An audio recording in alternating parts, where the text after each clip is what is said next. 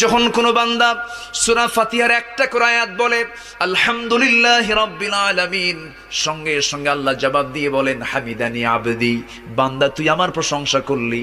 আর রহমানির রহিম যখন বলে আল্লাহ বলেন আসনা আলাইয়া আবদি।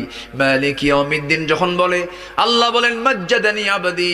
এরপরে যখন বলে ইয়াকা না'বুদু ওয়া ইয়াকা নাস্তাঈন পর্যন্ত যখন বলে আল্লাহ বলেন বান্দারে তুই আমার কাছে কি চাস, প্রাণ খুলে চারে বান্দা।